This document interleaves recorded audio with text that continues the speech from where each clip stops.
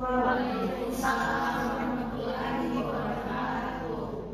Bersyukur Alhamdulillah kita mengenal berkat rahmatnya kita bisa berkumpul di ruangan ini dengan keadaan sehat. Alhamdulillah ya. Jadi sebelum kita memulai perkuliahan hari ini kita harus berkenalan dulu ya. Karena seperti kata pepatah, tak kenal maka sayang. Jadi sebelumnya ibu dulu ya yang perkenalan, baru kalian ya. Jadi untuk hari ini kita perkenalan dan setelah itu kita membahas ya pokok pembahasannya itu ruang lingkup sesuai dengan mata kuliah kalian yaitu akuntansi dasar publik. Baik, jadi perkenalkan nama saya Hairunisa Muhaja SKK ME. Jadi di sini ibu sebagai dosen pengampu mata kuliah akuntansi sektor publik. Jadi mata kuliah ini ada 3 SKS ya. Jadi tolong kalian hadir terus ya sampai pertemuan ke-16 karena ibu nanti lebih banyak menilai keaktifan kalian dalam kelas, berdiskusi dan seperti tadi kehadirannya. Oke, bisa kalian berdiri. Masih 1 orang ya perkenalannya. Silakan supaya ibu tahu ya atau berdiri kan? Iya, Perkenalkan, nama saya Nurka Dwi Erina. Pekerjaan saya bekerja di tempat dilihat untuk alamat tinggal di Jalan Saus-Saus, Kolomabadi. Selanjutnya, Jadi, perkenalkan nama saya Adia Mutiara Mangka. Tempat tinggal saya Muamo, pekerjaan saya admin. admin apa? Berasa asal. Berarti maksudnya kerja sama itu anak perusahaan swasta ya? Swasta. Kerja sama dengan Pemerintah. selanjutnya Perkenalkan, nama saya Adira Tamasuka. Saya bekerja di pengadilan. Saya tinggal di Kemarin. pengadilan apa ini kan pengadilan banyak kan? Oh iya, di pengadilan negeri Kendari. Selanjutnya Perkenalkan, nama saya Fernando. Saya tinggal di kompleks perumahan Bang Sulta, Blok B nomor 1. Saya bekerja sebagai admin. admin apa kalau boleh tahu ya? Admin kelas di PKS. Keren ya, soalnya dia kuliah di seperti ada dan ada ya. Silakan lagi selanjutnya. Baik, assalamualaikum warahmatullahi wabarakatuh. Perkenalkan, nama saya Farhan Dewi. Saya bekerja sebagai seorang direktur di sebuah perusahaan dan alhamdulillah saya di Himalaya Ruang Medis. Kalau boleh ibu tahu, direktur, kamu sebagai direktur bergerak di bidang apa ya? Bidang alat sama mobil. Berarti seperti yang ya. Keren ya, keren. Silakan. Jadi perkenalkan nama saya Amelia. Alamat saya di Monosri. Untuk saat ini saya sedang bekerja, tapi sedang menjalani beberapa bisnis. Tapi dia owner. Keren loh. Iya. Masih muda lagi. Silakan. Oke, perkenalkan nama saya Lisa Yunianti. Alhamdulillah saya di Kuartu dan saat ini saya bekerja di PT Indomaret Esnatama sebagai admin perizinan. Berarti kamu yang akan keluarkan izin ya. Ya, untuk administrasi. Ya. Oke. Perkenalkan nama saya Nurma Rani. Alamat Jalan Budi Utomo di bagian THR. Pekerjaan saya saat ini yaitu mengelola bisnis beras sama telur. Iya, silakan. Perkenalkan, nama saya Siti Aura Purjanisi. Saya tinggal di Nama. Pekerjaan saya sebagai karyawan pokok. Selanjutnya, Baik, Perkenalkan, nama saya Ainisha. Untuk alamat saya di Jalan Pondok Bandara Londo Kendari, tepatnya di Desa Jepol, Kecamatan Beto. Untuk pekerjaan saya, sekarang saya sedang bekerja di Perumnas Proyek Sulawesi Tenggara untuk jabatannya sebagai staf administrasi. Oke, selanjutnya di belakang. Assalamualaikum warahmatullahi wabarakatuh. Waalaikumsalam warahmatullahi wabarakatuh. Perkenalkan, nama saya Satrika Bayangkari. Alamat saya di Anggar Mahmud, Jalan Matandura, Ganesa. Untuk pekerjaan saat ini saya tunggu pemanggilan interview di Bank BCA. Doakan ya. Jadi kamu daftar posisi apa?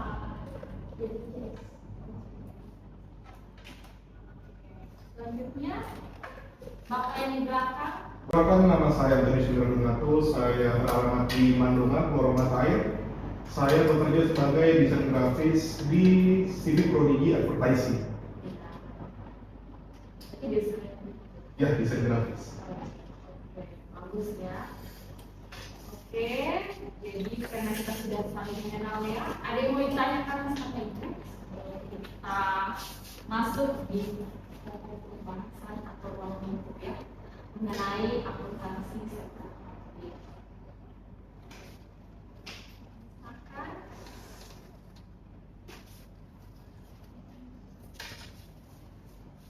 Oke, kalau nggak ada yang ditanyakan, Ibu duduk ya.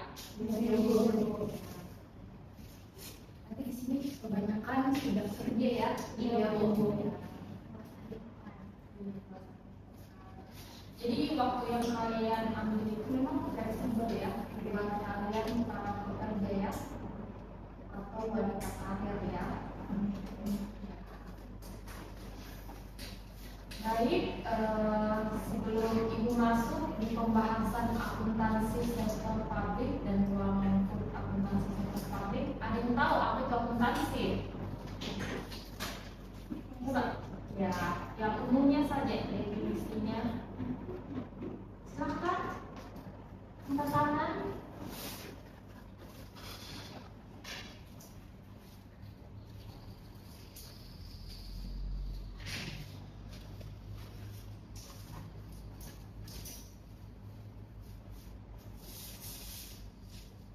Silakan ya. Nah, apa itu akuntansi? Kalau menurutku akuntansi itu proses pencatatan, pengklasifikasian, pengelompokan dan penyusunan suatu laporan keuangan yang akan disajikan dalam perusahaan, baik itu untuk laporan operasionalnya dan laporan keuangan. Nah, betul sekali ya yang disebut temanmu. Jadi akuntansi itu adalah suatu aktivitas jasa ya, yang terdiri dari mencatat, mengklasifikasikan atau memberikan informasi ya. Nah, untuk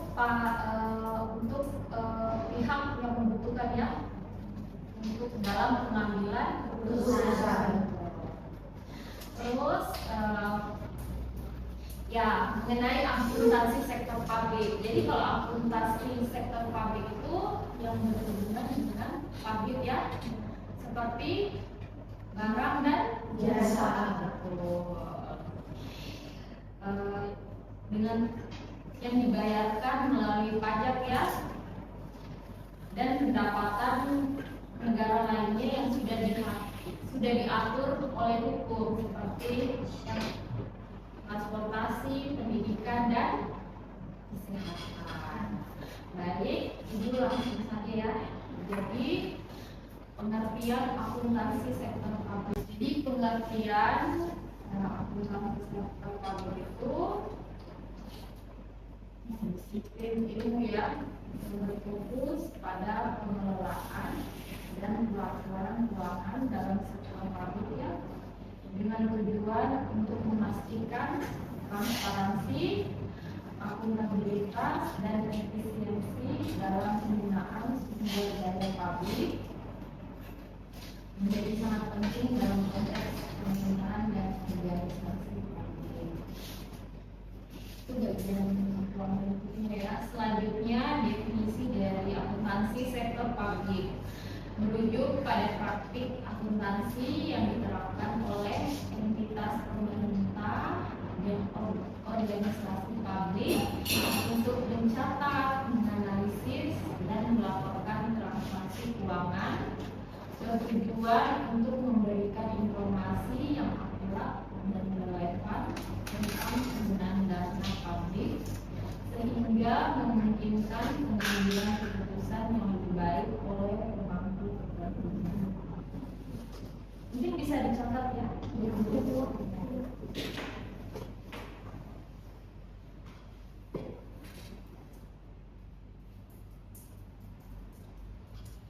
Ini di pengadaan barang dan jasa ya, yang disebutkan untuk publik.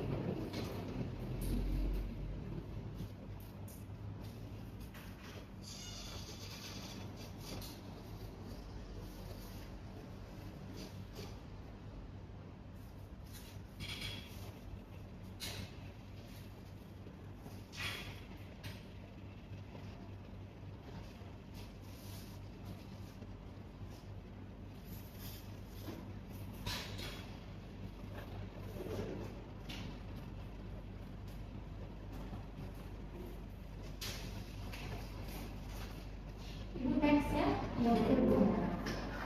Selanjutnya konsep akuntansi sektor publik. Jadi akuntansi sektor publik itu pada awalnya merupakan aktivitas yang terspesialisasi dari suatu profesi yang relatif kecil. Namun demikian saat ini akuntansi sektor publik sedang dalam proses untuk menjadi sebuah disiplin ilmu. Jadi istilah sektor publik itu memiliki pengertian yang beragam akibat dari luasnya wilayah publik, sehingga setiap disiplin ilmu seperti ekonomi, politik, hukum, dan sosial memiliki cara pandang dan definisi yang berbeda-beda. Dari sudut pandang ekonomi, sektor publik dapat dipahami sebagai suatu entitas yang memiliki aktivitas berhubungan dengan usaha untuk menghasilkan barang dan layanan publik dalam rangka memenuhi kebutuhan dan hak publik. Sudah jelas? Selanjutnya, next ya. Konsep akuntansi sektor publik. Jadi itu yang pertama itu memberikan informasi yang diperlukan untuk mengelola secara tepat, efisien, dan ekonomis, atau suatu operasi dan alokasi sumber daya yang dipercayakan kepada organisasi. Tujuan ini terkait dengan pengendalian manajemen. Dan yang kedua, memberikan informasi yang memungkinkan bagi manajer untuk melaporkan pelaksanaan tanggung jawab mengelola secara tepat dan efektif program dan penggunaan sumber daya yang menjadi wewenangnya, dan memungkinkan bagi kedua pemerintah untuk melaporkan kepada publik atas hasil operasi pemerintahan dan penggunaan dana. Jadi tujuannya ini terkait dengan akuntansi.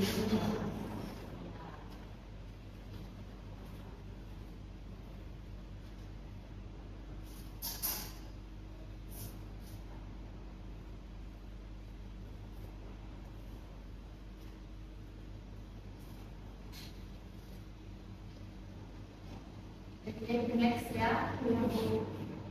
Selanjutnya konsep akuntansi sektor publik. 3 hal pokok terkait dengan akuntansi sektor publik: penyediaan informasi, yang kedua pengembalian manajemen, dan terakhir next ya. Selanjutnya konsep akuntansi sektor publik. Jadi informasi akuntansi berguna untuk bahan pertimbangan dalam pengambilan keputusan, terutama untuk membantu manajer dalam melakukan alokasi sumber daya. Jadi informasi akuntansi dapat digunakan untuk menentukan biaya suatu program, proyek atau aktivitas serta kelayakan baik secara ekonomis maupun teknis.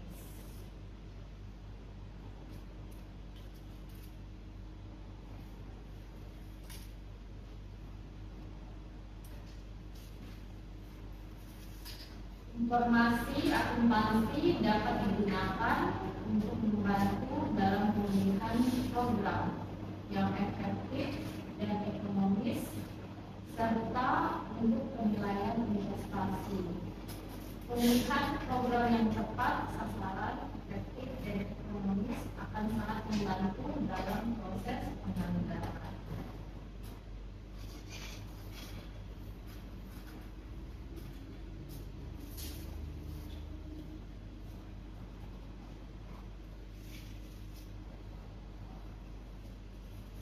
Untuk melakukan pengukuran kinerja, pemerintah memerlukan informasi akuntansi, terutama untuk menentukan indikator kinerja.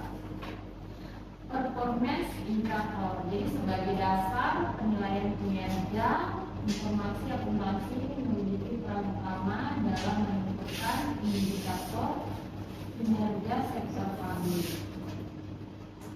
Jadi itu adalah konsep akuntansi sektor publik. Next.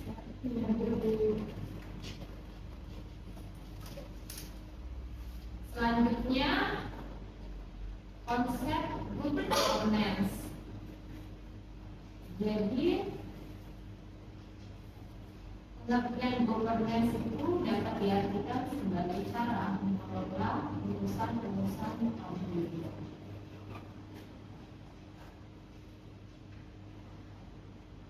Karakteristik dan good governance itu sebagai berikut ya. Yang pertama, keterlibatan masyarakat dalam pembuatan keputusan baik secara langsung maupun tidak langsung. Melalui lembaga perwakilan dapat menyalurkan aspirasinya. Partisipasi tersebut dibangun atas dasar kebebasan berasosiasi dan berbicara serta berpartisipasi secara konstruktif. Dan yang kedua itu kerangka hukum yang adil dan dilaksanakan tanpa pandang bulu.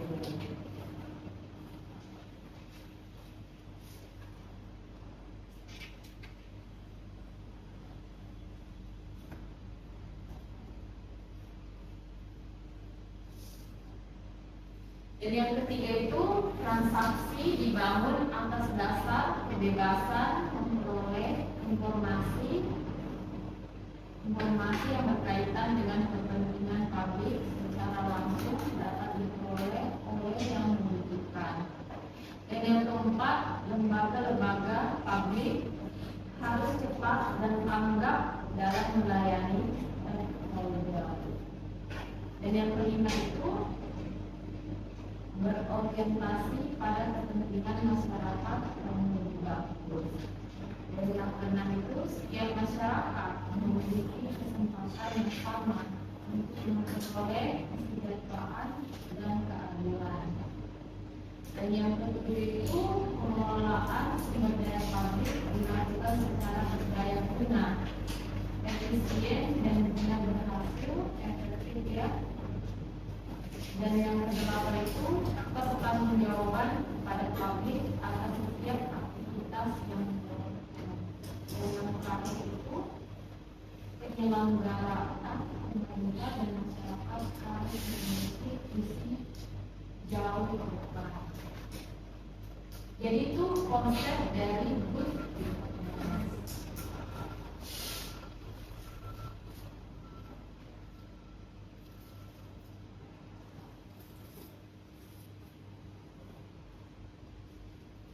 Baik ya, next ya. Jadi selanjutnya konsep value for money. Jadi value for money itu merupakan konsep pengelolaan organisasi sektor publik yang mendasarkan pada 3 elemen utama, yaitu ekonomi, efisiensi, dan efektivitas. Jadi pemerolehan input dengan kualitas dan kuantitas tertentu pada target kerja. Ekonomi merupakan perbandingan input dengan input value yang dinyatakan dalam satu.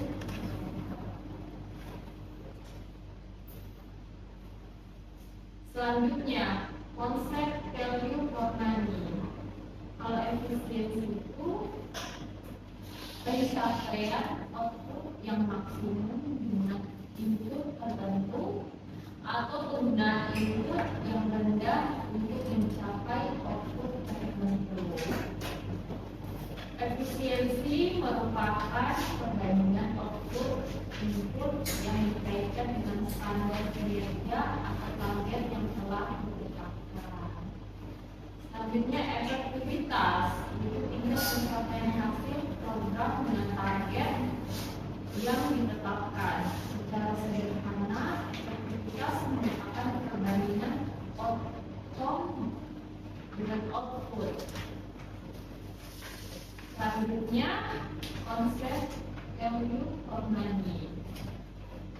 Jadi ketiga hal tersebut merupakan elemen pokok value for money. Namun beberapa sumber berpendapat bahwa ketiga elemen itu saja belum tentu cukup ya, ditambah 2 elemen lainnya, yaitu kesempatan sosial yang sama untuk memperoleh pelayanan publik, dan yang selanjutnya pemerataan kesetaraan penggunaan publik dilakukan.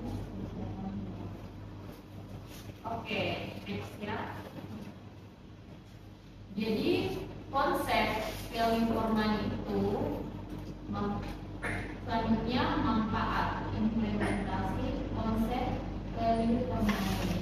Jadi yang pertama itu meningkatkan efektivitas layanan publik dalam arti pelayanan yang diberikan tepat sasaran. Dan yang kedua, meningkatkan mutu pelayanan publik. Dan yang ketiga, menurunkan biaya pelayanan publik karena hilangnya inefisiensi dan terjadinya penghematan dalam penggunaan input. Dan yang keempat, alokasi belanja yang lebih berorientasi pada kepentingan publik. Dan yang kelima, meningkatkan kesadaran akan uang publik sebagai akar pelaksanaan akuntabilitas publik. Oke, next. Jadi tujuan yang dikehendaki terkait pelaksanaan value for money yang pertama ekonomi. Hemat cermat dalam pengadaan dan alokasi sumber daya. Jadi kalau efisiensi itu coba dibaca supaya saya nggak biasa. Efisiensi itu berdaya guna dalam penggunaan sumber daya, sementara untuk efektivitas itu berhasil guna dalam arti mencapai tujuan dan sasaran. Selanjutnya, di equity itu keadilan dalam mendapatkan pelayanan publik, serta equality kesetaraan dalam penggunaan sumber daya. Oke, jadi teman tadi itu sudah jelaskan ya tujuan terkait pelaksanaan itu ada 5 ya. Oke, next ya. Jenis-jenis organisasi sektor publik. Jadi berdasarkan jenisnya itu sektor publik dapat dibedakan menjadi 3. Yang pertama itu instansi pemerintah, yang kedua itu oke, yang ketiga milik sekolah ya.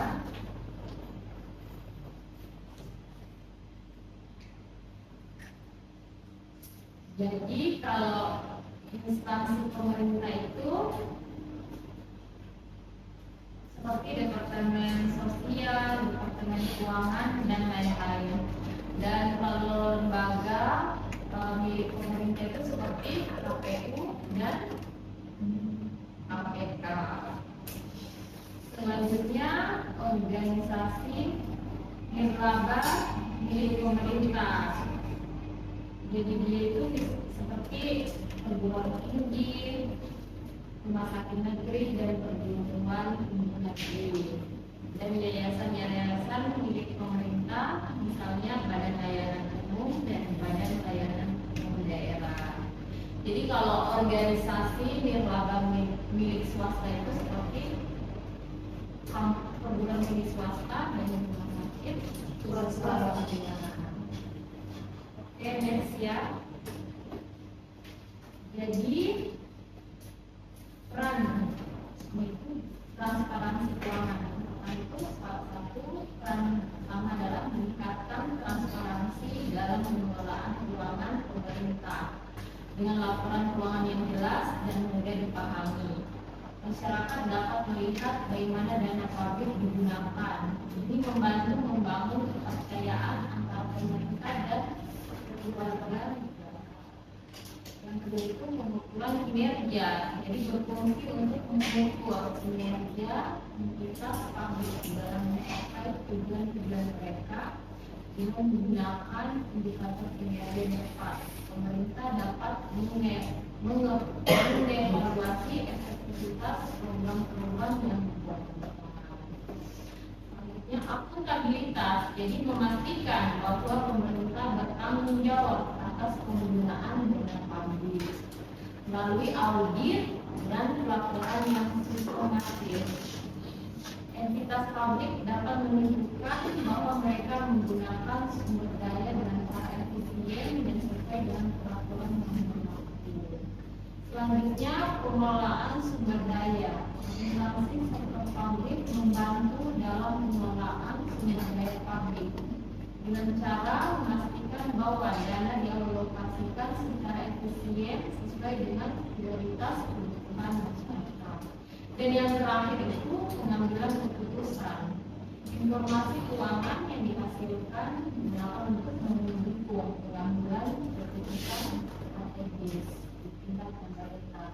Ini mencakup perencanaan anggaran, alokasi sumber daya, dan evaluasi program-program pemerintah. Selanjutnya, perbedaan dan persamaan akuntansi sektor publik dan akuntansi swasta. Jadi perbedaannya itu yang pertama di tujuan organisasi, tujuan yang dihendak dicapai oleh organisasi sektor publik berbeda dengan sektor swasta. Jadi perbedaan yang menonjol adalah tujuan untuk memperoleh laba pada sektor swasta. Usaha mencapai laba atau profit maksimum dimaksimumkan, sedangkan pada sektor publik bukan hanya mencapai keuntungan semata, namun juga dalam rangka penyediaan layanan publik ya, seperti layanan pendidikan, masyarakat, ya, penegakan hukum, transportasi, dan lain. Oke, next ya. Jadi selanjutnya itu sumber pembiayaan. Jadi perbedaan sektor publik dengan sektor swasta dapat dilihat dari sumber pendanaan organisasi atau istilah manajemen keuangan disebut struktur modal atau struktur kerja atau pembiayaan. Dan yang ketiga, pola pertanggungjawaban.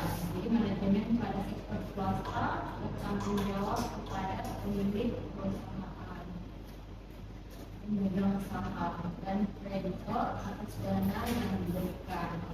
Pada sektor publik, manajemen bertanggung jawab kepada masyarakat karena sumber dana yang digunakan oleh organisasi sektor publik dalam rangka pemberian layanan publik itu berasal dari masyarakat.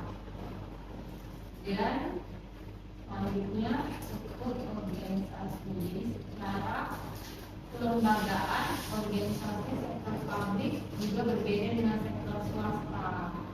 Struktur organisasi pada sektor publik bersifat birokratis, kaku dan hierarki. Sedangkan struktur organisasi pada sektor swasta lebih fleksibel. Selanjutnya karakteristik anggaran dan stakeholder. Jika dilihat dari karakteristik anggaran pada sektor publik, rencana anggaran didelegasikan kepada masyarakat secara terbuka untuk dikritisi dan didiskusikan. Anggaran bukanlah rahasia negara. Jadi beda dengan swasta ya, di mana anggaran pada sektor swasta bersifat tertutup dan merupakan rahasia negara. Terus sistem akuntansi yang digunakan. Jadi sistem akuntansi yang biasa digunakan pada sektor swasta adalah akuntansi berbasis aktual. Sedangkan pada sektor publik lebih banyak menggunakan sistem akuntansi berbasis next. Jadi kalau persamaannya itu kedua sektor, baik sektor publik maupun sektor swasta merupakan bagian integral dari sistem ekonomi di suatu negara, dan keduanya menggunakan daya yang sama untuk mencapai tujuan organisasi. Dan yang kedua itu keduanya menghadapi masalah yang sama, yaitu masalah kelangkaan sumber daya. Sehingga baik sektor publik maupun sektor swasta dituntut untuk menggunakan sumber daya organisasi secara ekonomis, efisien, dan efektif. Selanjutnya, proses pengendalian manajemen, termasuk manajemen keuangan. Pada dasarnya sama di kedua sektor ya. Kedua sektor tersebut membutuhkan informasi yang handal, relevan untuk melaksanakan fungsi manajemen seperti perencanaan, organisasian, dan pengendalian. Selanjutnya, pada beberapa hal, kedua sektor menghasilkan produk yang sama, seperti sama-sama bergerak di bidang transportasi, masa, pendidikan, kesehatan, penyediaan energi, dan sebagainya. Dan selanjutnya itu yang terakhir, kedua sektor terikat pada peraturan perundang-undangan dan ketentuan hukum lain yang bersyarat. Yang selanjutnya, tantangan. Pasti kalian tanya, apa saja tantangan yang terjadi untuk melakukan sektor publik? Jadi tantangannya itu yang pertama, kepatuhan terhadap standar. Jadi salah satu tantangan terbesar akuntansi sektor publik adalah kepatuhan terhadap standar akuntansi internasional. Banyak negara masih berjuang untuk menerapkan standar ini secara efektif. Dan yang kedua, kurangnya sumber daya manusia perwakilan. Jadi keterbatasan staf yang terlatih dalam akuntansi sektor publik dapat menghambat implementasi praktik akuntansi yang baik. Pelatihan dan pengembangan kapasitas staf sangat penting untuk meningkatkan kualitas. Terus tantangan yang ketiga itu kompleksitas sistem keuangan. Jadi sistem keuangan pemerintah seringkali kompleks dan melibatkan banyak entitas. Jadi hal ini dapat menyulitkan pencatatan dan laporan transaksi secara akurat. Dan yang keempat itu perubahan kebijakan. Perubahan kebijakan pemerintah yang sering terjadi dapat mempengaruhi praktik akuntansi sektor publik. Adaptasi terhadap perubahan ini memerlukan waktu dan sumber daya tambahan. Dan yang terakhir itu teknologi informasi. Meskipun teknologi informasi informasi dapat meningkatkan efisiensi pelaporan keuangan, banyak entitas publik masih menggunakan sistem manual seperti dalam atau konvensional, sehingga menghambat transparansi dan akurasi dalam pengumpulan. Jadi solusi yang dapat kita lakukan itu apa? Yang kalian tahu? Silakan.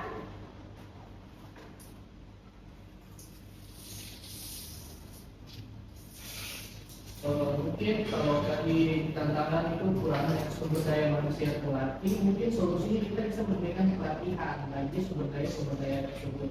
Iya, yang teknis, ya betul ya. Jadi tadi siapa namanya? Ya, jawaban dari saudara Leonardo cukup bagus ya.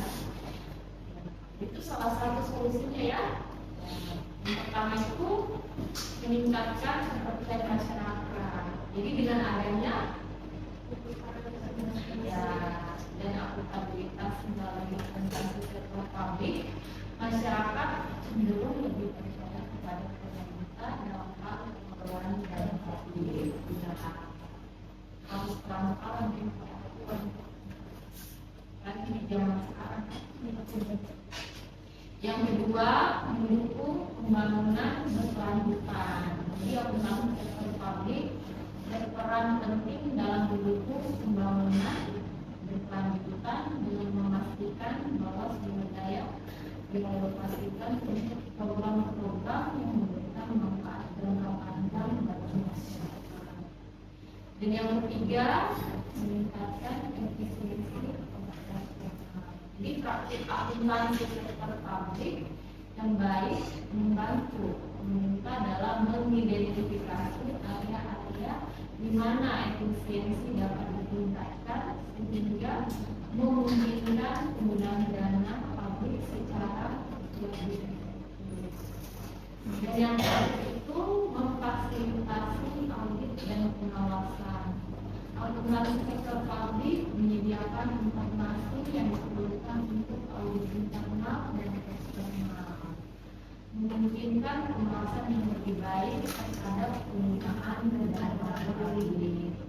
Dan next, jadi tadi kita sudah membahas ya, ada ruang lingkup dan pengertian sektor publik, terus apa itu jenis-jenisnya dan tantangannya dan solusi.